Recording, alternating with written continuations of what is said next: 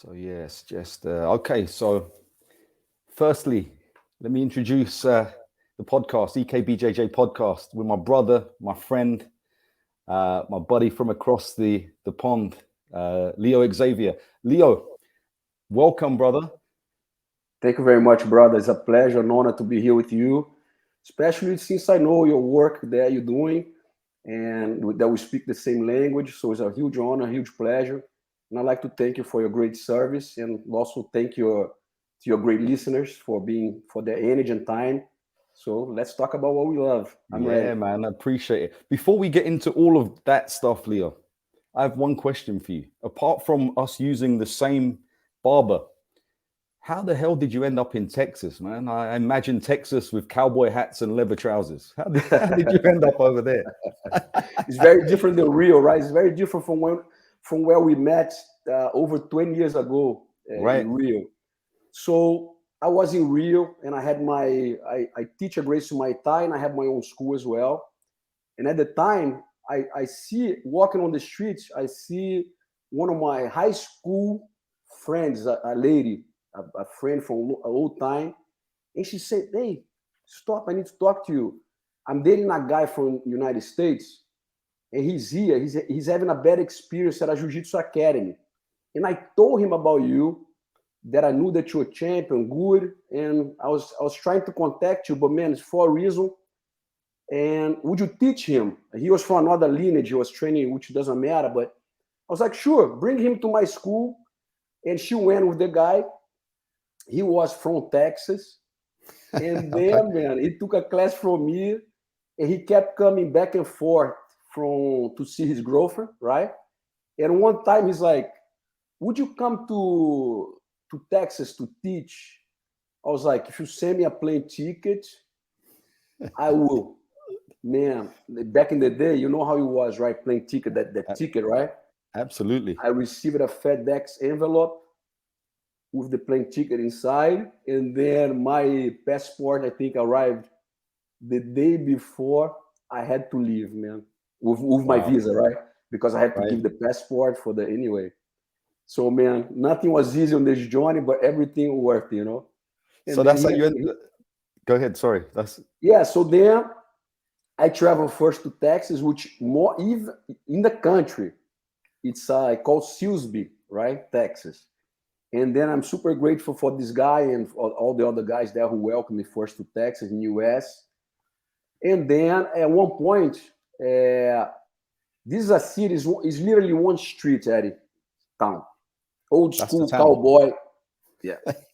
And the school, man, that they had was literally on top of a flower. You know the dead people flower shop? I don't know how you call this. Funeral shop. Funeral flower shop, man. So it smell on top on the mat, smell it. So they are doing this. They all have jobs, right? And they're doing this to learn for passion for jiu-jitsu. Right. And I wanted things like more organized. I wanted things like to be. I mean, I'm a full professor, right? So I don't take any credit. There's nothing. We just mentioned it here. But then at one point I moved, and then I was teaching a seminar in Houston, and I met this guy. At the end of the seminar, the guy said, "Hey, man, do you mind? I love your class. Do you mind if I take you to dinner tonight?" I said, "Of course not. It'll be a pleasure." Long story short, this guy was a lawyer, and he's the one who applied for my green card and helped me to change my status so I could move to Sugar Land. Wow. Yeah, Incredible. nothing's coincidence, right? Yeah, no, nothing's a coincidence, brother. Nothing. Nothing's a Just coincidence. like Right. us. Just like us, right? And we'll get to that, Leo. So, listen, we've known each other a while. Obviously, we reconnected. Um, a lot of people here, my idea for our conversation is to just let the people know who you are and what you do. So I always like to go back to the beginning and figure out, like inside, because you're an Einstein in the mind, and I've come across this with our recent conversations. Why jiu-jitsu? Man, it took me a long time, Eddie, to figure out the same answer because I asked this, why jiu-jitsu? Why because I knew the answer was not the usual answer that people give, right? Meaning like, because it was cool, because it's popular, because everybody's doing it. So I started sports before I started to walk, literally. At 8 months old, my dad, I have a black and white old school picture of me being hanging upside down with my head almost in the pool. My dad with the face, go, and my mom crying, before I started to walk, learning how to swim, right, on these early programs. So anyway, my dad, very strong spirit, with a fighting spirit. So at 5 years old, I started judo at the school without expression, just school activity, right? Extracurricular activity. And then after that, early teenager, Taekwondo became very popular in Brazil. Right, okay. This was in Brazil. And which part of Brazil were you in, Leo? Rio de Janeiro, Brazil. Okay. So originally from Rio, right? Okay. Originally from Rio, few miles from Gracie Humaita, which you know very well. Yeah. So I started Taekwondo, was very popular at the time. I would say around 11 years old. And then when I was 13, my dad passed away. And then everything changed in my family because my mom worked at my dad's company. So the company kind of stopped, our financial situation changed. And everything goes upside down. My mother doing everything to keep things the same way. And then I started to hang out with a friend of mine a lot. Every weekend I'll go to his house to clear my mind and spend time with them, to be active in the moment without my mind on the tragedy, right, that had happened in my life. And man, this friend trained jiu-jitsu at his neighborhood, which is in Barra, which you know. And at the time where it was where Joe Moreira was teaching. Right. So the dojo's literally underneath the swimming pool, right next to the pumps, the filters, right, to the equipment for the pool, right? And then my friend took me there. They were training. Long story short, man, Taekwondo, Jiu-Jitsu, Taekwondo. Let's see what's up. Boom, he's mounting on me. I'm 15 years old at that time. Wow. After that, boom, Jiu-Jitsu. That was your exposure to Jiu-Jitsu? Your friend mountain? My friend from school. I know him since 7 years old. He lives in Ireland right now. I talked to him last week. So we're friends for almost 40 years, man. Wow. Yeah, and that's the guy who introduced me to Jiu-Jitsu, right? And then, but answering your question, why Jiu-Jitsu, right? Took a long time for me to figure out. I feel like when I was 13 and I lost my dad, I became the man of the house. And I had to stand up for my mom. I remember literally taking the phone out of her ear and say, don't you dare talk to my mom like this. And, well, you done the service wrong, the plumbing service, whatever it was. Anyway. And you insulted my mother. So now I understand that because my dad was very strong spirit as well, at the time, the warrior, let's put it this way, the warrior spirit, I was discovering the warrior spirit, but without tools to refine this and maximize this, right? Right. And now I truly believe that everything happened for a reason. And I was led to Jiu-Jitsu, and I attracted Jiu-Jitsu to my life for me to become a more prepared warrior. Does that make sense? Perfect sense, yeah. Yeah, but it took a long time for me to come to this realization. So your question was amazing. Yeah. No, that's a really interesting reason for becoming or for drawing you to jiu-jitsu, because everyone has their own reason, right? Yes. And throughout our conversations, and what information we know about each other, how we kind of back and forward, one of the things that really struck me when we first reconnected was the fire that I see you compete with, and just you use this word, which is I'm committed to excellence, or something like that. You say all the time, and I never heard anyone speak with that kind of passion about, of course, jiu-jitsu very passionately, but being excellent in all facets of their life, which is incredible to me. Yeah, man, even besides that, the story, my life story, I think I'll feel the same way about jiu-jitsu, but I feel like because of my life story, jiu-jitsu is my sacred art in different levels, you know? Because think about this, an early teenager that loses his hero, father figure, and I immerse myself into the dojo to sharpen my sword, to be in the moment, to equalize my emotions, to discover myself, to grow as a man, as a young man. So the more time I spend at the dojo, the more I feel, the better I feel, and less time for negative things I have. Yeah. So it became my sacred absolutely. art, became my everything, jiu-jitsu. So, and I feel like it would be the same way if I haven't gone through the same journey, but it became a natural. You know, right? What I mean? Like, it became a natural. Absolutely. Yeah, absolutely. And how did you find Gracie Humaita after that? Because that's where we connected originally, 1996, I believe we connected. Yes. So Gracie Humaita, it was very close to my house. But this is a funny story. I went to Gracie Tijuca first, and then I Vinny's ended up place. at Gracie. My friend told me, said, "Man, you live right next to the," and I couldn't find the school, Eddie, In the it was tennis club, right? no, yeah, tennis club, but the Yeah. Gracie Humaita, it was hard to find because it was inside the private school, right? Right, No, right. at the time, no No signs, sign. no Yeah. nothing. But it's walking distance from my house at the time.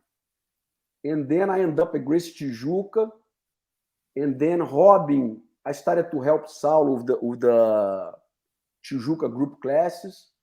And then at one point, Robin moved to Europe, and I take his Spain. place to help at Gracie Humaita. He moved to Spain, exactly that. Right.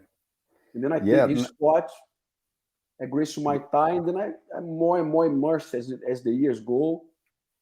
And I feel like today, like in some ways similar than the founders, I was groomed to become jiu-jitsu, you know, because Yeah, for sure. For at the sure. time I did not know because I was a teenager, but I'm cleaning the bathroom, I'm sweeping the mats, I'm watching the teachers teach, quote, the same class, meaning the same techniques, to a completely different profile students, which you know very well, the 7:30 a.m. private lesson, then comes the 8 o'clock, the 8:30, the 9 o'clock. 8:30, yeah.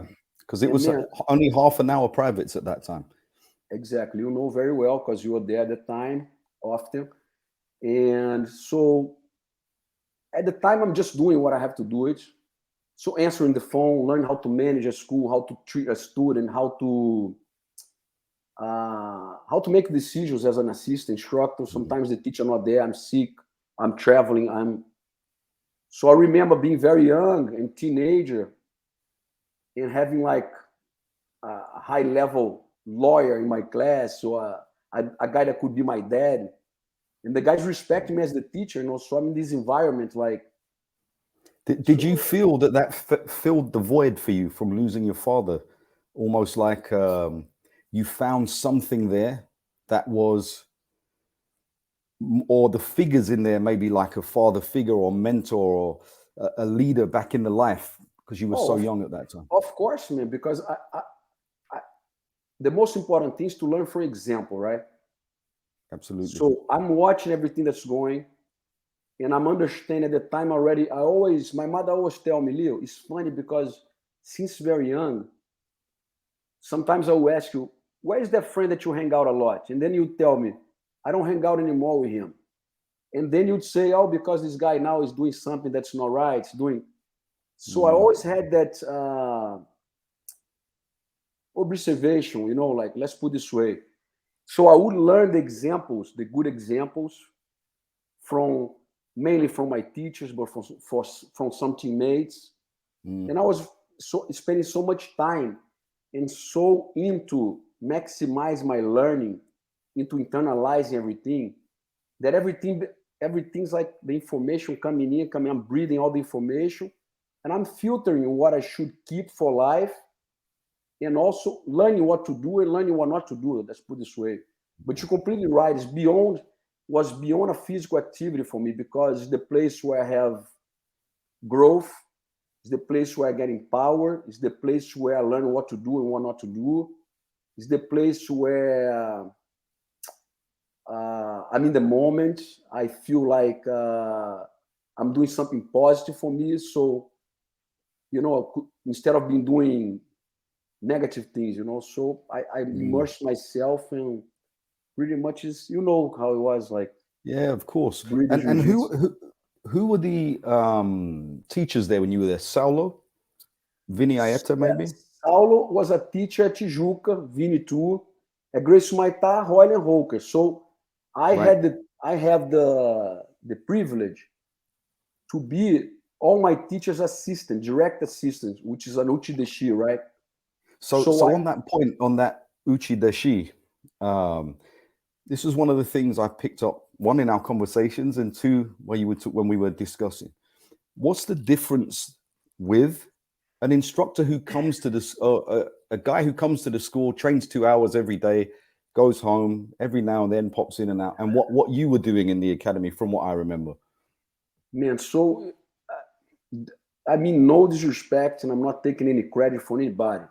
Absolutely. But the truth is completely different, because think about this. If you have your main job where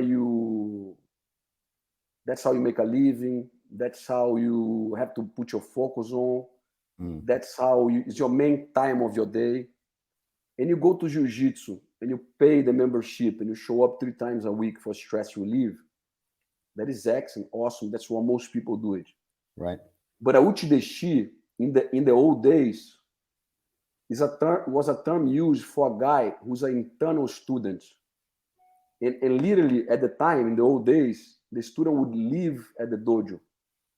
He sleep, eat, live at the dojo, do all the duties that the teacher tells him to do it, to learn the secrets of the art. So you have to prove that you're worth being transmitted, if that's the word, all those teachings and all those extra details, all those hidden, almost quote, hidden information that transcends the physical activity that's covered in a 1.5 hour group class. Does that make sense? Perfect sense, yeah. Yeah, so I feel very privileged because I was assistant at Gracie Tijuca, assistant instructor. I was assistant for Royler, for Rolker.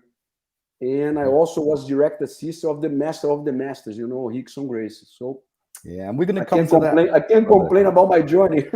No, that's and this is what I want people to understand, because Leo, as I know Leo, I remember before we reconnected as a purple belt, I believe, correct me if I'm wrong, 1996, Gracie Humaita, you were in there spitting fire with all of the big names, these icons, these giants that came out of there during that time.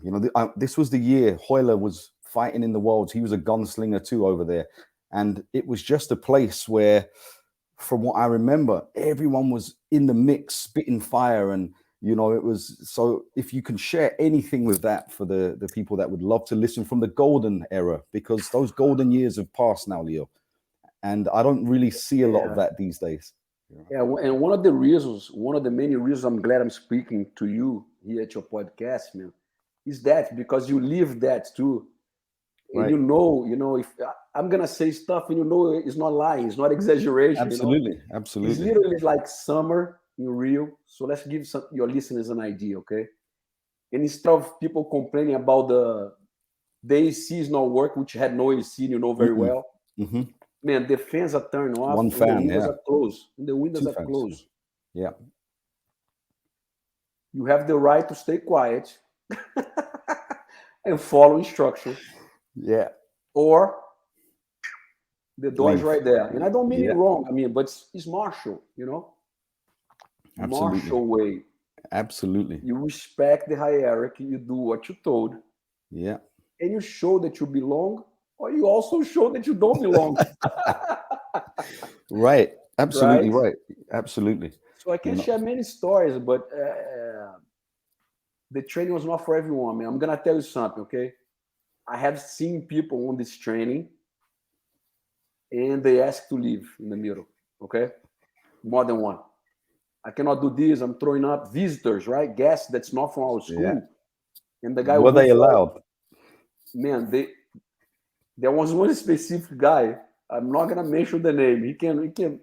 He was from another lineage, right? And we're having a world tournament camp. Out of the sudden, I see the guy yelling, "Stop! Stop! Stop! Stop!" Everybody training, kind of taking Looking a from the peek, right? side, yeah. We're keeping going, but taking a peek, and pretty much the lesson was don't show up and don't say anything and come play the big guy because you're gonna leave with your tail between your legs. You know how it was. You know I'm not of course, exaggerating. but no, you exactly. And I explained to you, you mentioned the guy's name, the deaf guy who couldn't speak, and Mujinho. Yeah. This guy, I told you, the window that looks out onto the Christ Redeemer. Uh-huh. Bro, he put a rear naked choke on me. Remember, I'm a white belt there from England, just training, and put this choke. And I couldn't tap. My hands were entangled. And I said tap and pass out. And I remember looking at the Christ Redeemer, thinking to myself, God, help me, you know? And you're going to help me answer your initial question about this topic. Would you change anything about it? Absolutely not, bro. Exactly. That's who we are today. Made us who we are, you know? And made us have the tools to bring authentic Gracie Jiu-Jitsu to our communities and educate people who reach to us in a martial way with tools that change their lives, you know, because the essence of Gracie Jiu-Jitsu, the unique thing about Gracie Jiu-Jitsu, every martial art is about surviving. But Gracie Jiu-Jitsu is about surviving. It's pretty much any situation, against regardless of the situation. And it's beyond that, the essence. It's transferring this to your everyday life. So you being smashed in your resilience, in your ability to go the extra mile, in your ability to position yourself in a way that I feel here. I will wait for the storm to pass. I will position myself and breathe through the straw. But I am so sharp to capitalize on any gap that's given, no matter how long it takes. And I will capitalize, and I believe I can overcome and I can conquer, you know? So that's the essence, man. Yeah, you're absolutely right, you know, because if you think about anything, like you can take the smallest or the lowest denominator in the academy, yours or mine, and we can put them against anyone with no martial arts experience, none, big, small, you know, athletic, and they're going to be messed up really bad. You know, it's going to be a bad day in the office for them. You know, the problem comes that I see over the years when the bigger guys start to learn jiu-jitsu, you know, because the smaller guys now against them, it changes a little bit. Doesn't mean that it doesn't work. It just means now it's jiu-jitsu against jiu-jitsu. And this was one of the things we touched on, you know, jiu-jitsu for self-defense and jiu-jitsu for sport. In your humble opinion, do you find they're the same thing or two different things packaged maybe the same thing? And this is not a controversial subject. This is just a bracket of contention, a bone of contention. Not at all. And you know very well, I competed a lot, you know, so. Man, you have to look in the background. So I'm not, when we say the truth, our truth, right? I'm going to say my truth, which many people don't disagree, and that's fine, and I respect your opinion, but I have base with what I'm saying, especially because I live the instructor way, and I also was a competitor, even though I never trained to be a competitor fully. I believe my technique. I was a frontline soldier. I am told to go, and I line up in the front, and I go to battle when it's needed.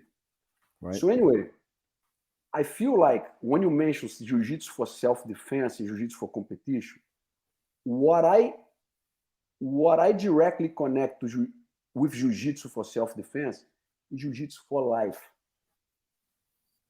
And jiu-jitsu for competition is a jiu-jitsu for, you see jiu-jitsu in a box, a condition to some, you know, is almost like a wrong education.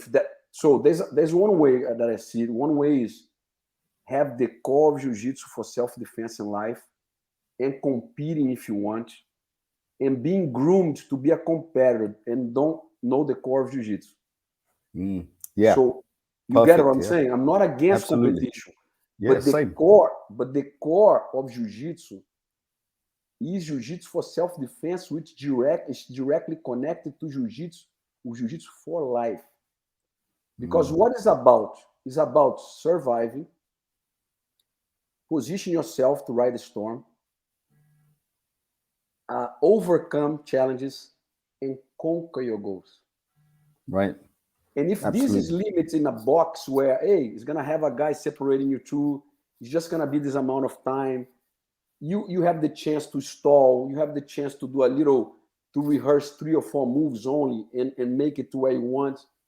You're not really being groomed to be a martial artist, to live the martial way, to fully reach your potential, to live a life of excellence, because it's very conditioned, to a specific environment. It's conditioned to a certain time limits. It's conditioned to a score system, and it's not. We have proofs on this. Sometimes you get a guy that is used to competing in one format, and you change the guy to another format. For example, regular IBJJF tournament 10-minute match. You move to the guy to 20-minute match. We used to see this in Metamoris. Man, Right. change completely. Totally. Yeah.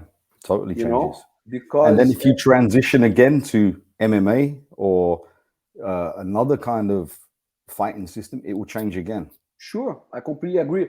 But if you learn the essence and the core of jiu-jitsu, you just, man, doing what jiu-jitsu is supposed to do. You adapt to the situation. Yeah, perfect. Because if Absolutely. you learn the core of jiu-jitsu, you adapt to being patient. You adapt to going for the kill. You adapt to, now it's time. Now it's not time. Now I have to breathe. Now I have to go for it. Now, so jiu-jitsu for self-defense, for me, is connected to jiu-jitsu for life. And that's how I see a practitioner should learn. And then they should be ready to read the challenge they are going to face and adapt to the challenge they're going to face. Simple as that. Yeah. Yeah, for sure. For sure. And was that something you had from day one, Leo? Or was that something you went into competition? Because Gracie Humaita back then was a real powerful competition team, was a powerhouse back then. And of course that we had the core, but we also were encouraged, never forced, but encouraged. Hey man, come and compete, do this. Sure. Yeah, guys like me, you, and many others, right, in our team at the time, who had the ability, we were encouraged because the team is going full force to prove the technical level, right? To prove our capabilities, right? To support our leaders, to back the mission, right? So when I was said you go, doesn't have this week I don't want to go because I have an ingrown nail. You know that. So answering the question, Eddie, I feel like it's another thing that I have to tell about the Uchi Deshi experience that I have. Yeah, please. Because even though I was going to compete in a tournament, the same week I'm having an experience to teaching a child, to teaching a lady. So I am, at the same time everything's going on, I'm internalizing the full jiu-jitsu. You understand? Got it. Yeah. So I'm not like doing sprints in the morning, just think about the tournament, and then at night I train for the tournament, and that's it. No. In the morning I'm teaching a executive. Right after I'm teaching a lady. Right after I'm teaching a teenager. And then I train for a tournament. Then I go back to teaching a housewife. So yeah, I'm not separating jiu-jitsu in blocks. Does that make sense? Yeah, absolutely. It's and just I'm adapting. one continue. Yeah, of course. One continue. And that's I'm the very beautiful thing. privileged. Yeah, I wouldn't definitely. change it. And I know in my heart that I didn't accomplish as a competitor what I could, if I had dedicated more time to competition, but man, I wouldn't change a thing because it would be sad for me to understand how jiu-jitsu works now and have in my mind, in my heart, that I never learned the teaching aspects. I never learned the full essence. I never learned the purpose of a martial artist, which is to serve, to perpetuate the art, to preserve the art, to share with other generations, and having full of medals that don't even care about it nowadays, you know? So I wouldn't change one thing about it. I'm super grateful and I feel very privileged, you know? Yeah, no, Leo, that's exactly, you know, how I felt. It's exactly how I feel. You know, I was recently watching some of your competition work. And there was one match in particular which we spoke about where, man, it was like a back and forward match, and you could see on your face, it was almost like you'd stepped into that place and nothing and no one was going to stop you, you know. And it was America, in America, I'm guessing Naga or somewhere like that. Back and forward, guys. If you haven't seen it, I'll repost the tournament. And when you win that particular match, you begin banging the floor, and it was almost like, not through relief, but through almost like, is that all you have to offer for me here? Is you know, it was incredible. It gave me goosebumps when I was watching this thing. Thank you, brother. Yeah, It's and an honor to hear this from you, like a real martial artist, somebody who strive for excellence and have such a beautiful journey. But I don't compete for the medal, you know. I compete to represent my art, my teachers, my lineage, my teammates, of course, myself too. yeah, But it's beyond like, oh, this is just about me and give my medal. It's not. I could see that. Yeah, I'm it's visible. representing the source, the main school in jiu-jitsu, you know. I represent the founders, the teachers, and I mean, you understand what I'm saying? I represent Absolutely. with, right, proportionally to my limits and my capability, but like I take this serious, you know, and I still do nowadays. I'm gonna die this way because it's a lot of responsibility, you know, for us to be put in the position.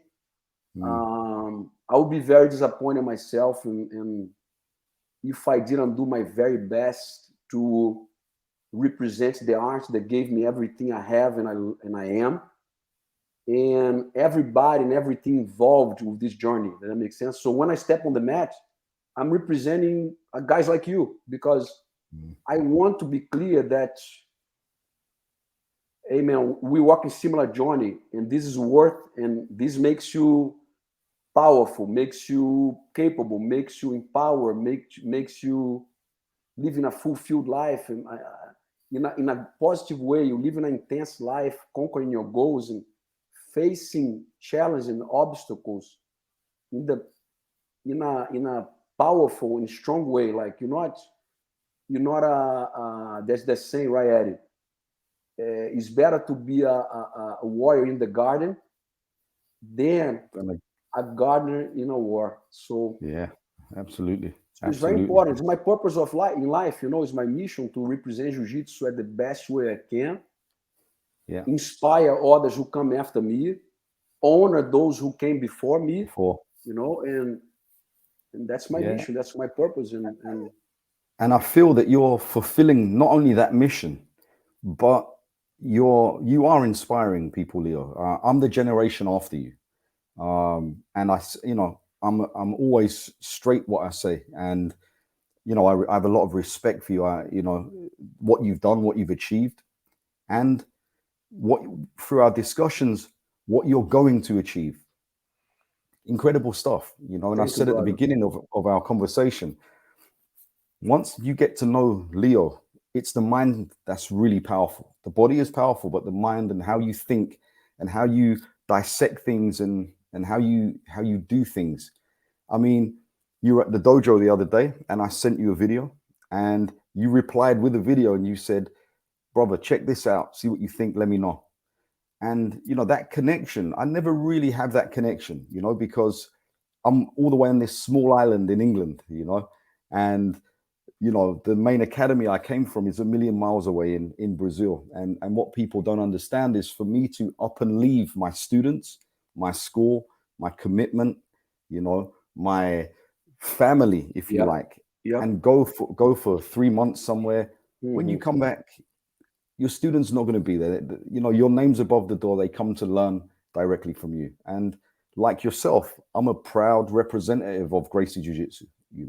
I hold it dear in my heart. I'm very fortunate, like yourself, to have shared the mats with Grandmaster Elio, with probably all of his sons, people like yourself, and such a privilege, such an honor. And I don't want to do that disservice to Jiu-Jitsu, and I get that with our conversations. And, one of the things that I also noticed with you is you're extremely close with Rickson, very, very close with Rickson. I've seen you in seminars with him. I've seen him talk about you, almost like you're the right hand of Rickson, If you like to share some things about that, I'd be really grateful. Yeah, so everything we talked about the last few minutes, first, I'd like to thank you for your respect. And I want to make it a very important note, that the respect is mutual.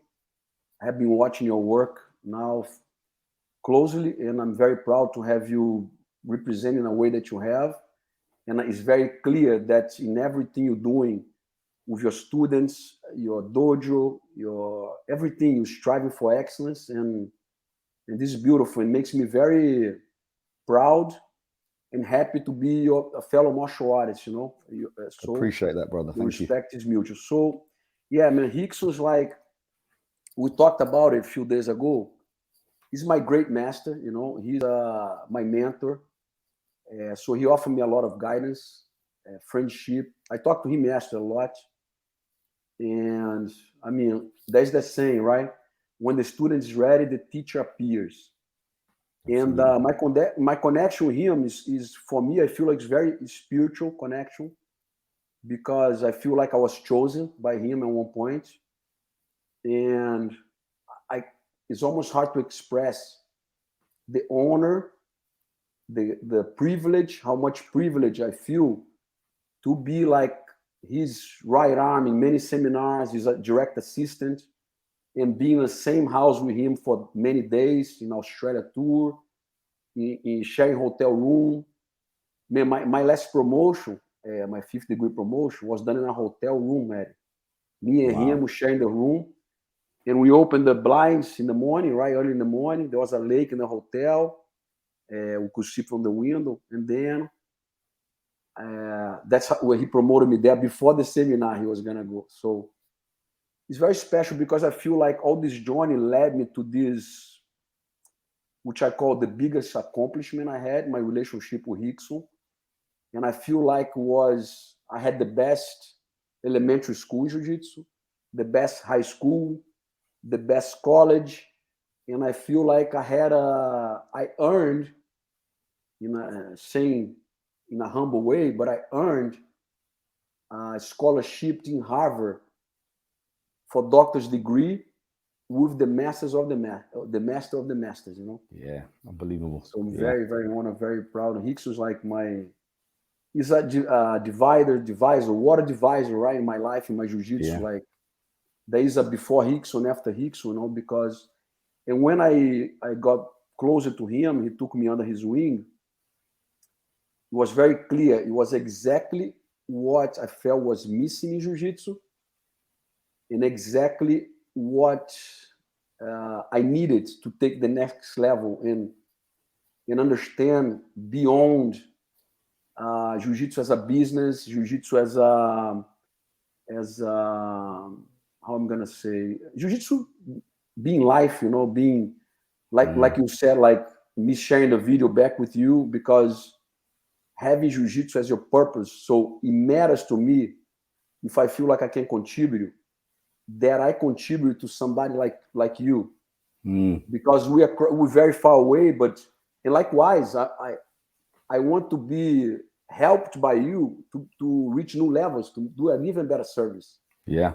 So Yeah. how can I refrain from offering you guidance if I feel like I have the experience and I was in a position, somehow I found myself in a position, a very special position in jiu-jitsu.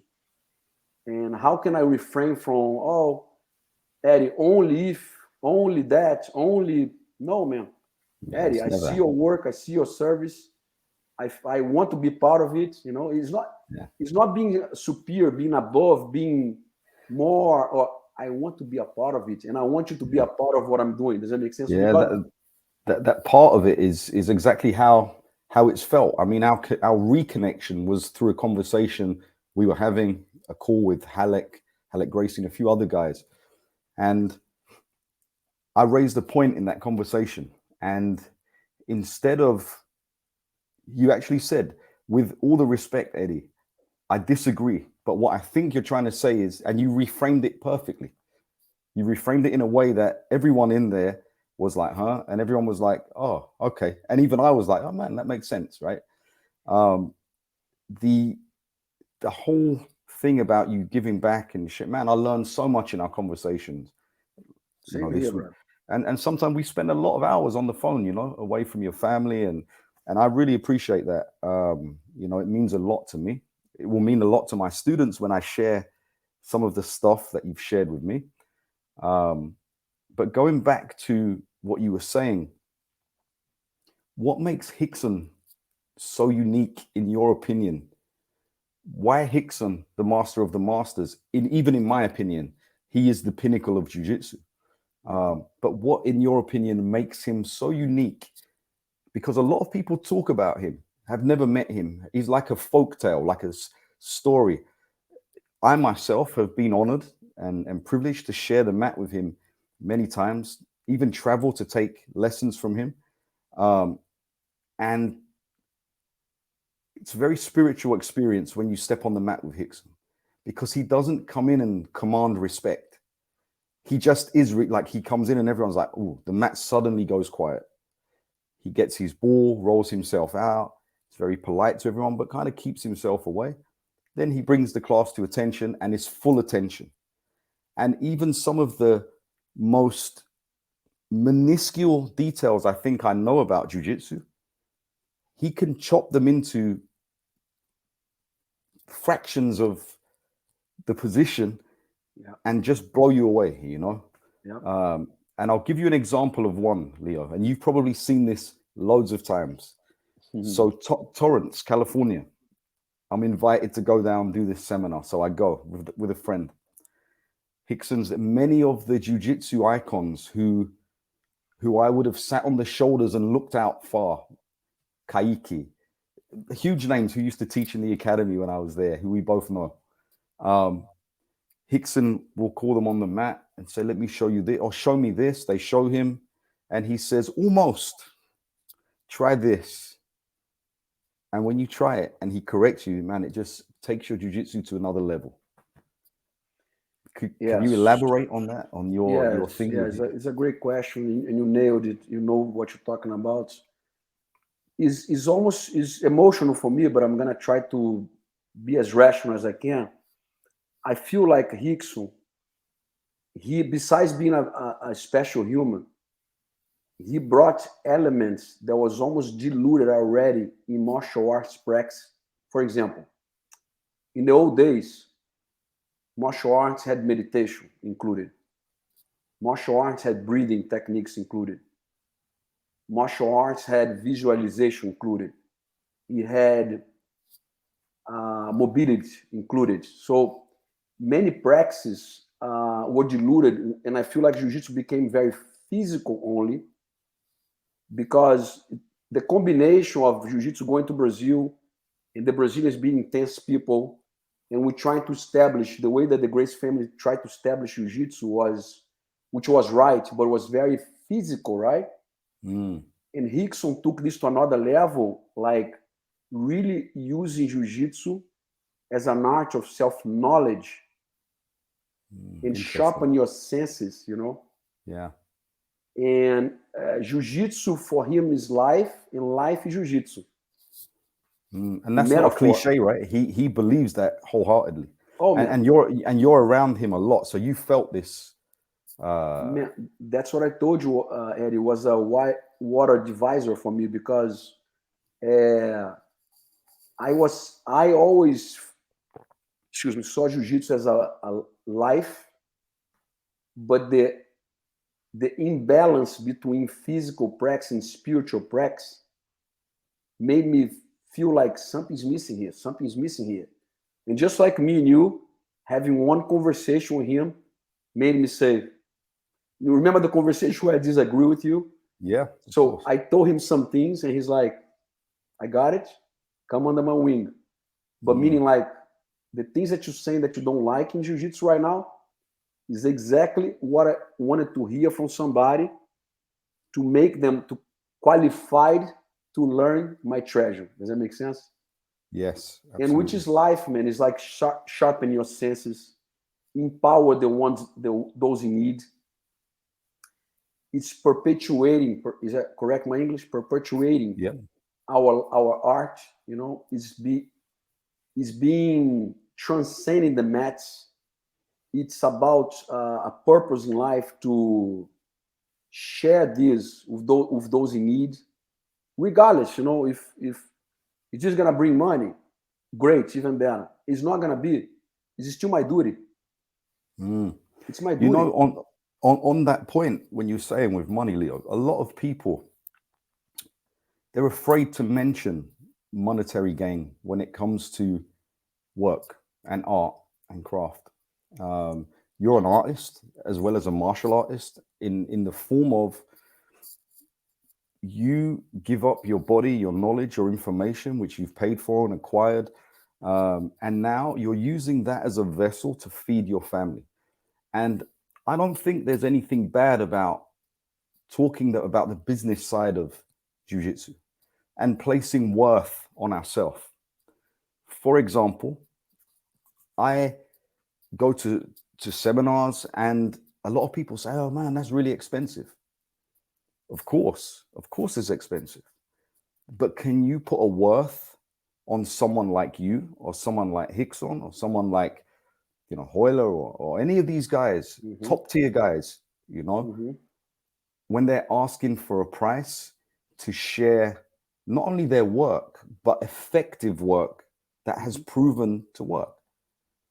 Does that make sense to you? Oh, totally. But there's this negative thing about it. Now, what really frustrates me is when people say like, yeah, come and do this seminar, and there are these conditions applied within the seminars. Now, nothing to do with anyone. I'm not talking out of context, but the conditions can be anything. We can say whatever. Like you have to wear a pink hat, whatever it is. Sure. But the worth of the monetary gain, it's your job at the end of the day. You need to get paid. Sure. I need to get paid.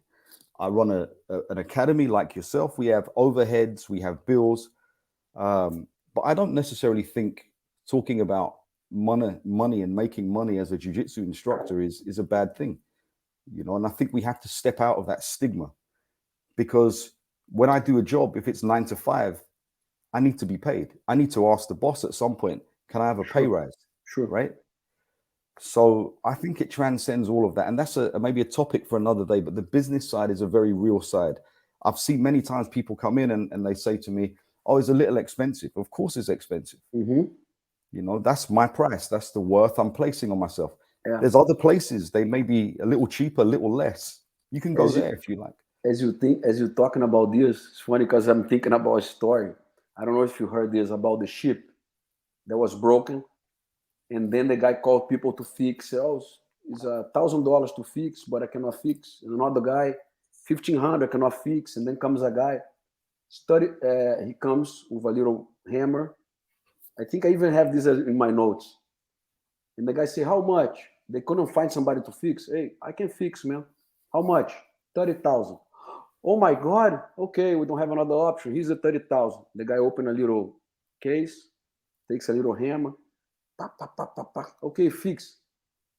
God, excuse me, man. How you charge me $30,000 to hit with the hammer? Hey, you're not paying for the hammer hitting.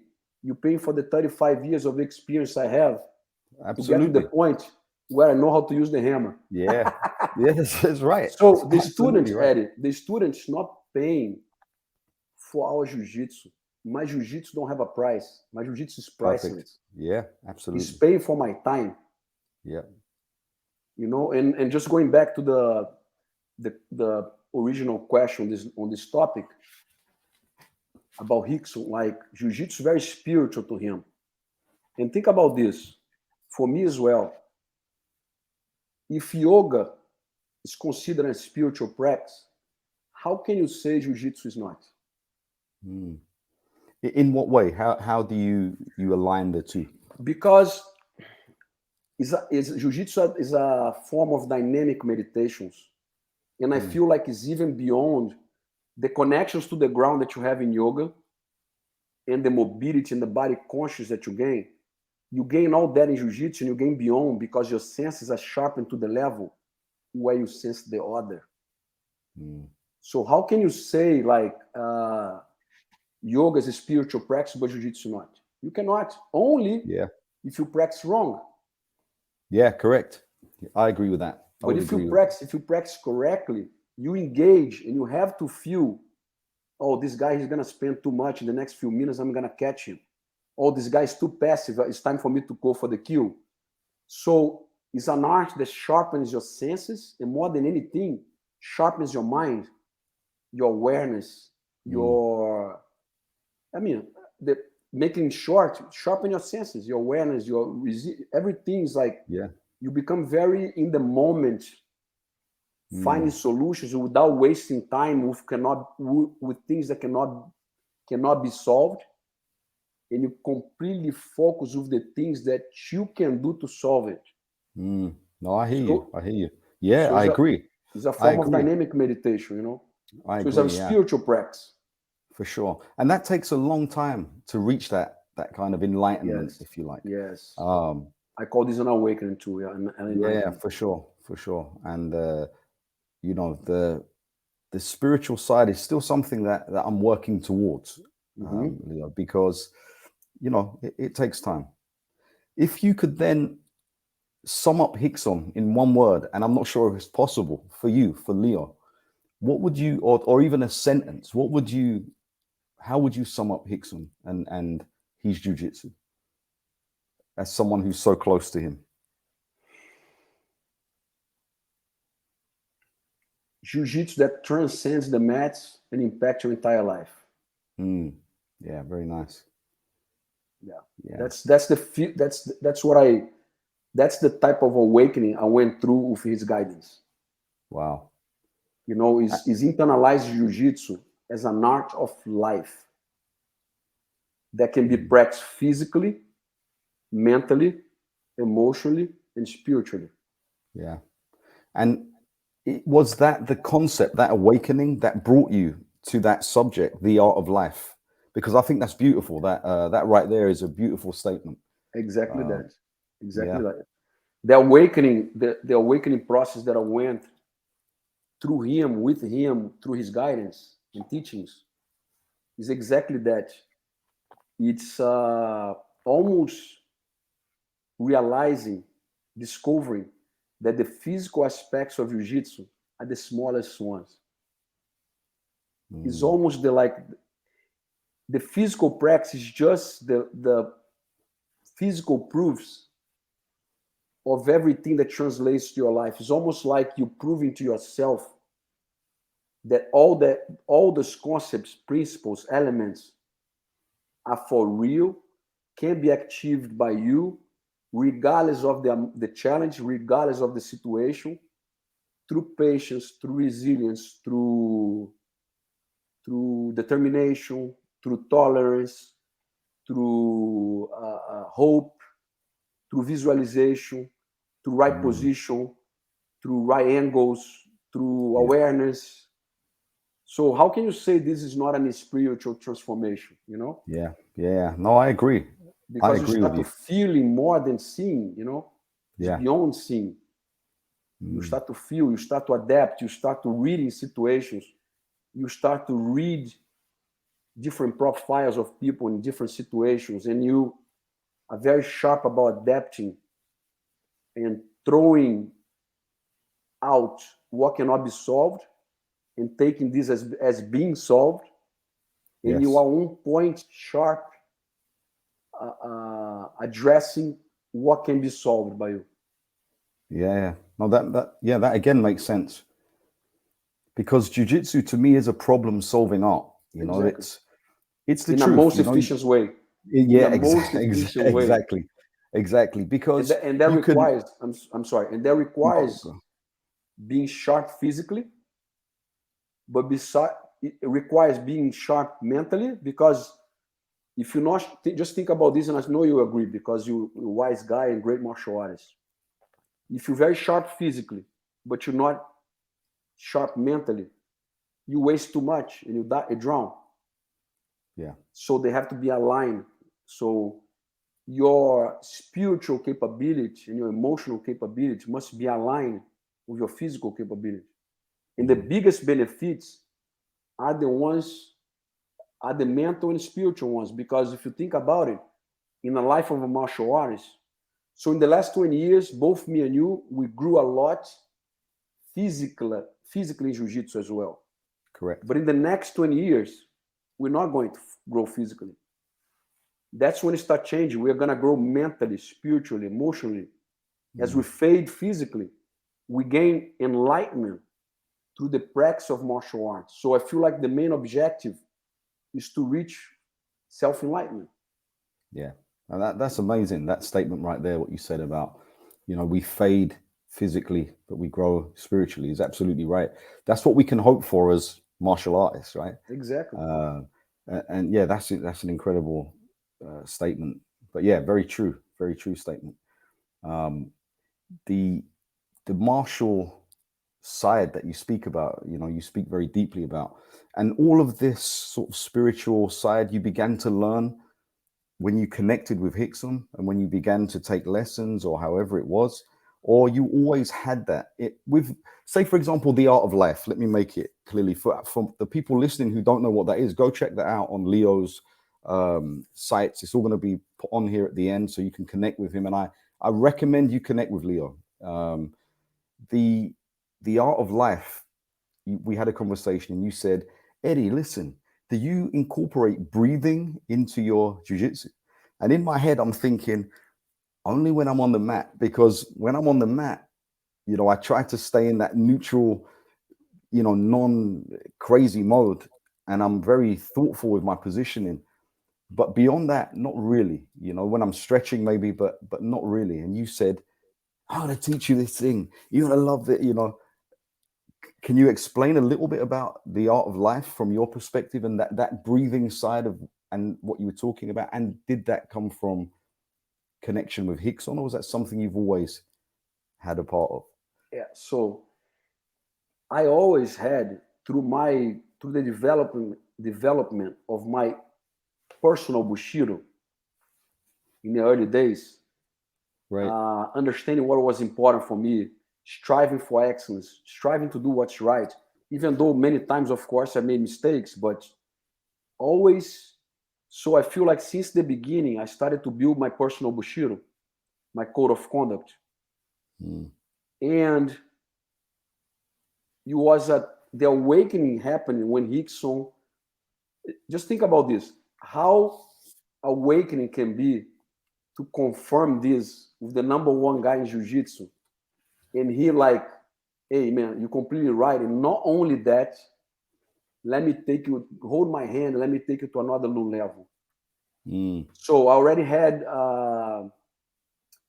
already had like feelings about it. I already had my personal Bushido, I already had my personal opinion about everything I was being involved in, observing. And many times I felt like the quote athletes were missing a lot of the martial aspect. And when I connected with Rickson, was very enlightening for me, and very gratifying to me, that he said, man, hey man, you're right. And not only that, I feel now you're ready to learn everything I have to teach.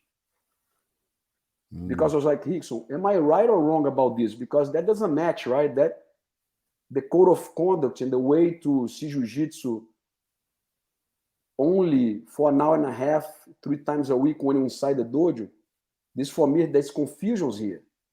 And that's what I think about this. And that at the time is like, not only you right, but come over here. Let me open my treasure box for you. So the answer is, it took to another new level, you know, was an awakening and a confirmation of everything that was like very strong. I had very strong opinion about it, but I had doubts because it was very rare to see it. Does that make sense? Yeah, you know, when you think like, is that just me who see this? Am I the one wrong? Yeah, I had a few of those experiences this week, but yeah. Am I the only one wrong? And you know, I'm the only one here seeing this, and nobody else sees this. And I feel like you and your listeners are gonna agree. When you get a guy like Rickson and you speak to him in this way, he says like, "No, man, you're not wrong." He actually says a lot about you, and you're the type of guy that I have a lot to teach. And come with me, right? So it's a very special moment in my jiu-jitsu journey because he shared a lot of time, regardless of unconditional, a lot of guidance, a lot of mentorship, a lot of problem solving, maybe. Problem solving. I learned. You can have an idea how much I learned with the gi with him, but if I told you that I learned even more, for example, yesterday I was on the phone with him.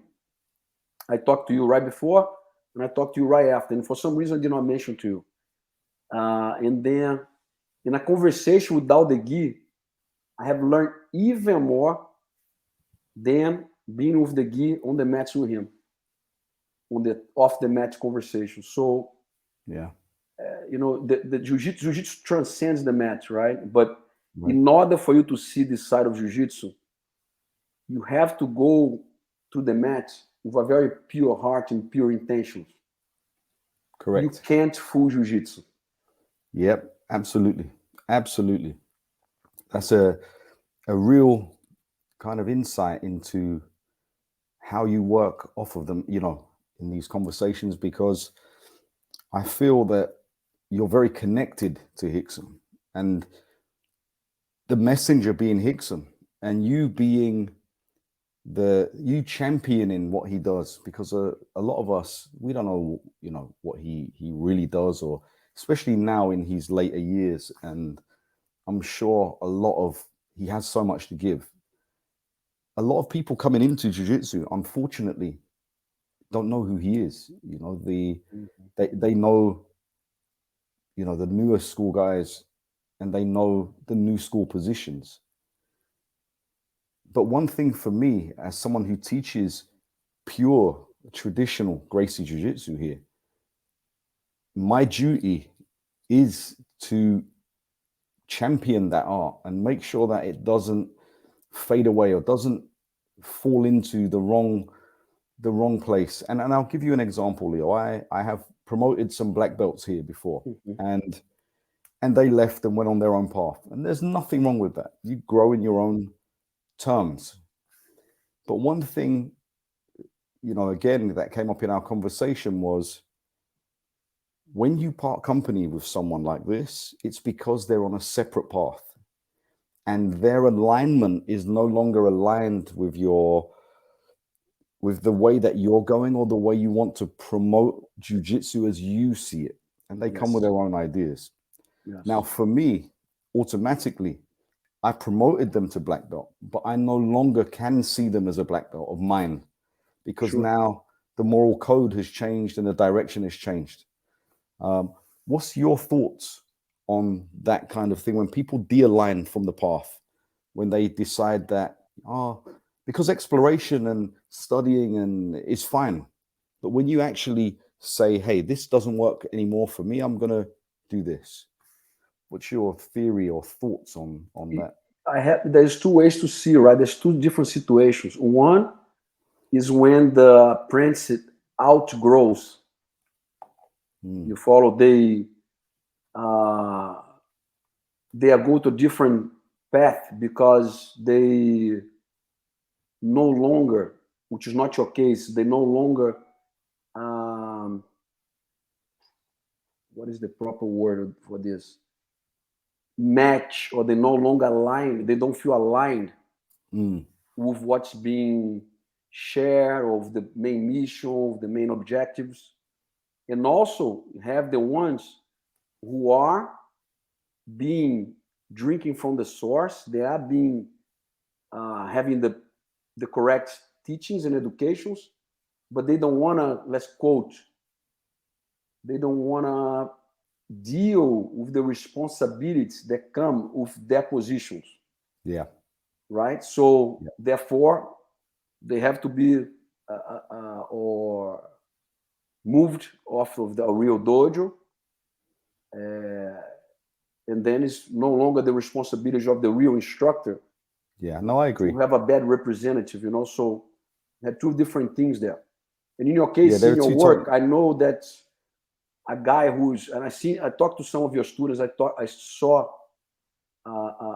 your work. I had live videos there where I connect with your students, even though not personally, I could feel how excellent of work you're doing, of the group of students that you have.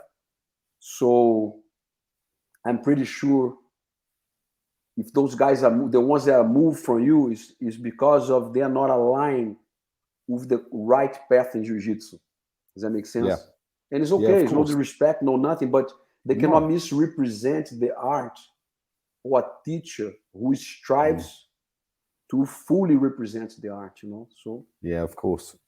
No, I'm in agreement with that. I'm in agreement. And your school in Texas, do you have one school, or you have an affiliation of schools? And are they all teaching a similar curriculum, or are they, Yeah, I have my main school, so I'm a craftsman. That I'm in my laboratory there a lot.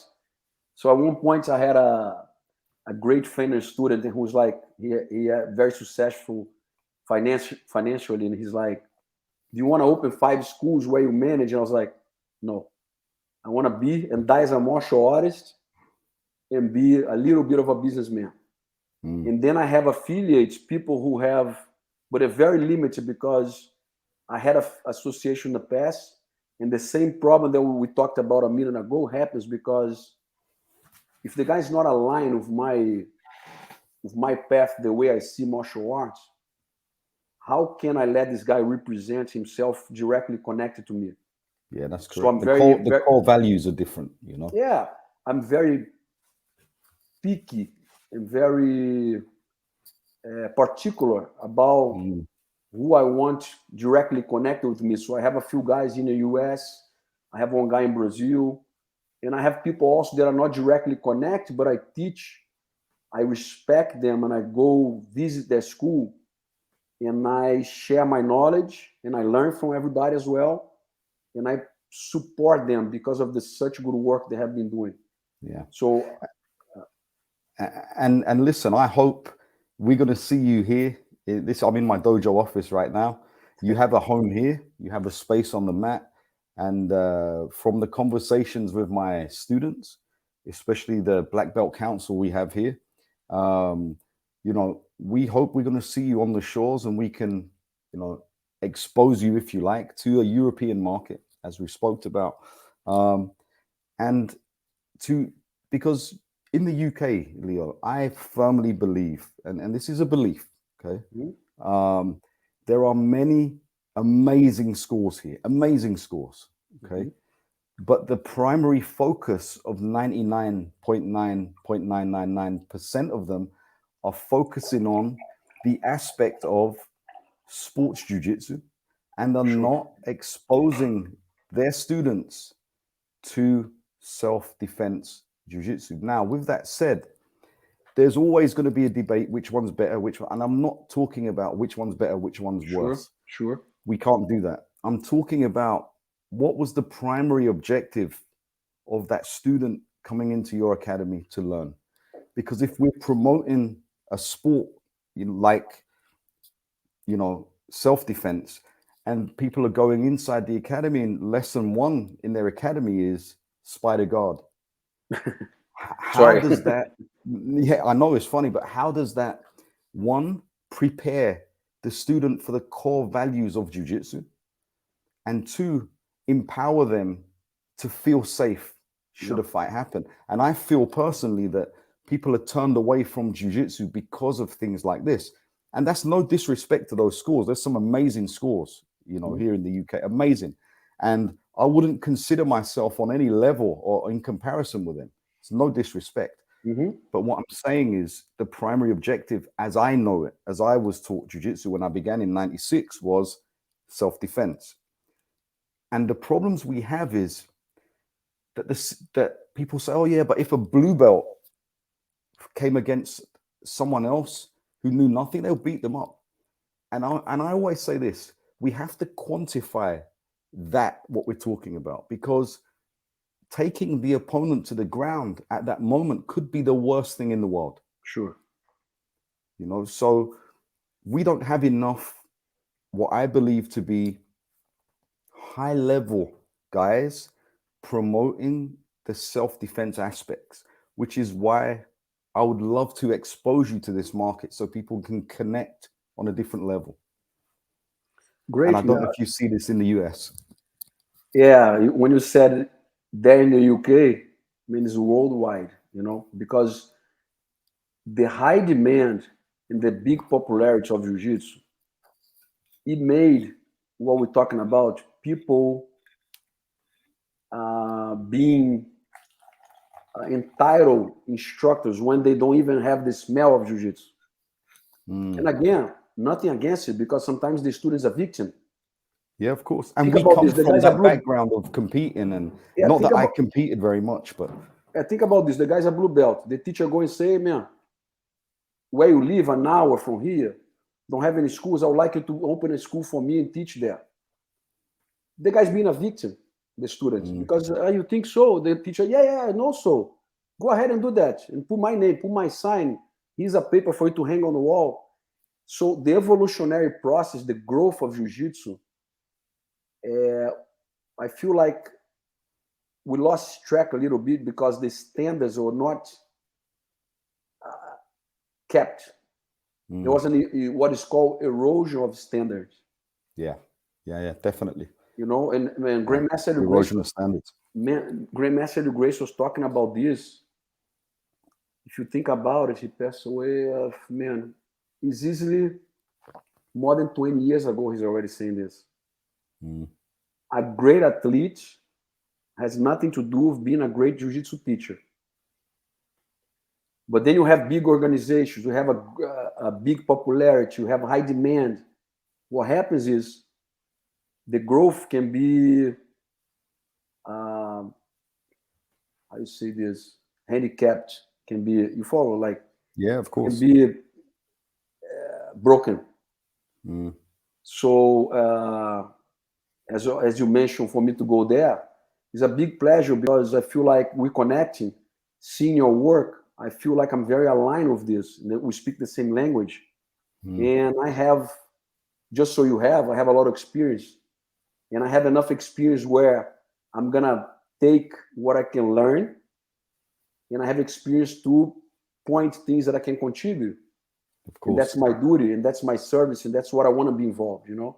That's what keeps me, after all those years, inspired and fired up to be on the mat, polishing, refining, and taking myself to new levels, so I can share and represent my teachers, my art, myself, and guys like you who strive for excellence. So yeah, it'd be a huge honor. And I've really felt that from you, Leo, that you are duty bound. You do feel it's a duty. You do feel it's your mission. You do feel it's your service.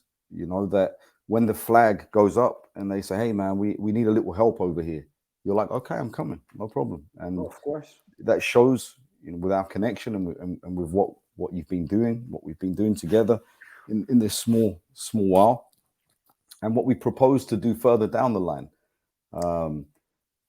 What people, I feel like a lot of people miss nowadays, we will represent, and we should be proud of this, and we are, me and you, something bigger than us. You know, what will our grandchildren be learning if we don't preserve the core of jiu-jitsu? Yeah. You know, what's going to be left to your community if you don't keep doing the job that you're doing? What's going to be left for, you know, what is going to be left for the community that welcomed me when I moved from Brazil? If I don't keep my service and keep striving for excellence, keep finding, because finding even more efficiency is what a jiu-jitsu teacher and practitioner should always be doing. Always refining, always finding more efficient stuff, always polishing, always refining, always be searching for efficiency and maximize. You know, that's what transfers to life. That's what we talked about, the excellence. Yeah. Always trying to improve. Always push, the next level, right?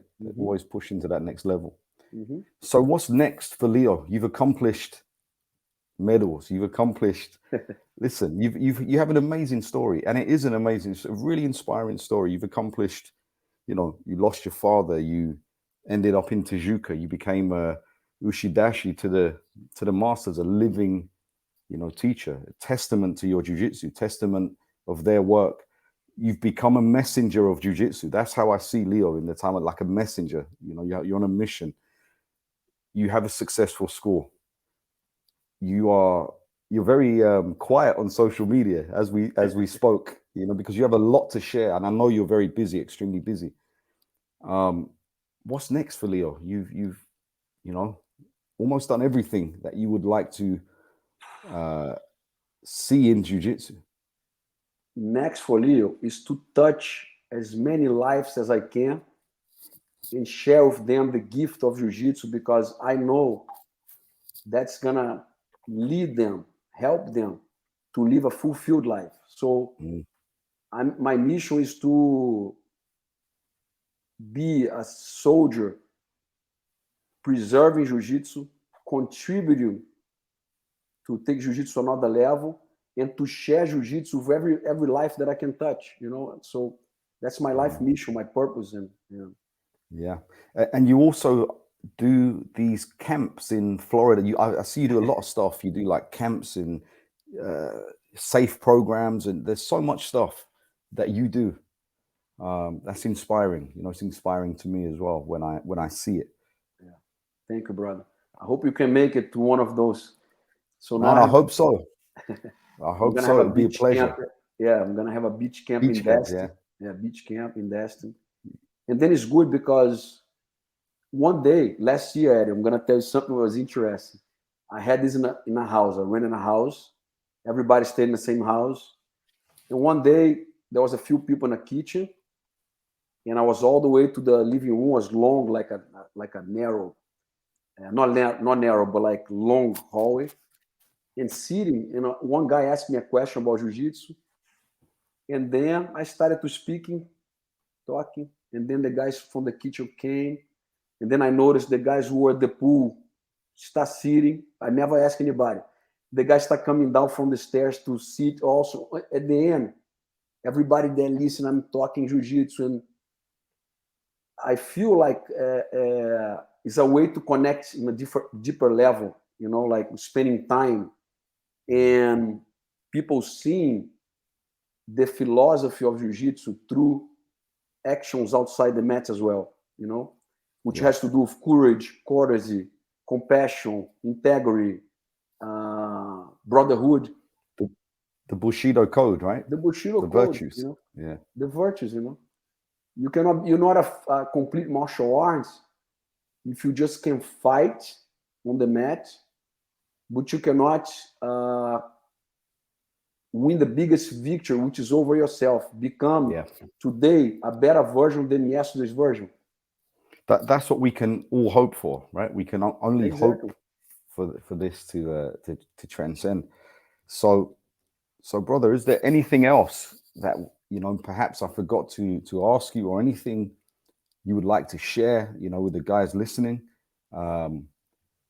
Anything that maybe you can think of? Because throughout our conversations, before I got here, I was thinking, man, there's so much I want to ask this guy, and I made some notes, and you know, so many notes, but I am conscious of our time, you know, and I'm conscious that people should be reaching out to you. People should be kind of connecting to you and finding out from you about you, because I do a disservice if I say that. You know, it's easier for them to connect, and I hope all of my listeners and students are going to reach out. I'm sure they will, and I'm sure you're going to share some interactions with them that are going to be amazing for their growth too, because it's been a great growth experience for me. Thank you, brother. Same here. I feel like seeing your work, like you said, across the pond, being so well done, it's very inspiring to me, because it's very hard to see this nowadays. You know, like somebody striving to preserve jiu-jitsu and striving for excellence, honoring the art, the teachers, the main purpose, the main aspects, the elements, the concepts. So I'm very proud, you know, to be in your podcast, to speak to your listeners, and I'm at your service and everybody else's service, and I hope I can connect with the more people I can. And if you forgot something, it's gonna be good, because then I'll be again on this amazing podcast. Yeah, I appreciate that, brother. Just before you go, you have an online like an online portal, right? An online learning portal.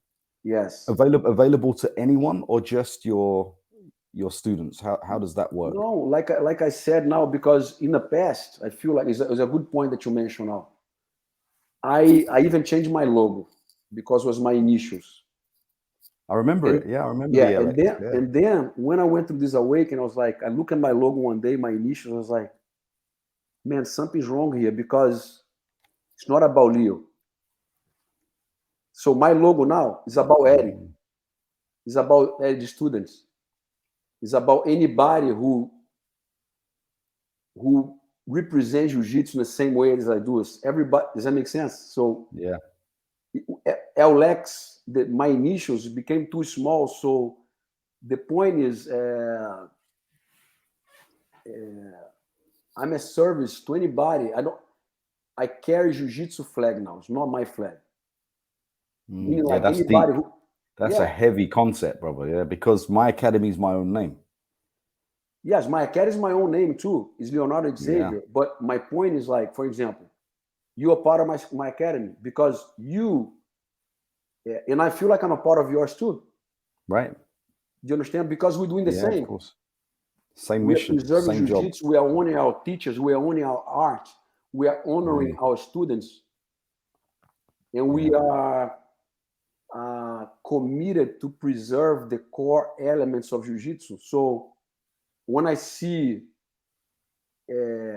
your methodology, your way of teaching, I directly connect. So I feel part of your school. I feel part of your group, and I feel like you're also part of mine. Yeah, so the point is, like, my teachers are open to anyone now who wants to see my truth about jiu-jitsu.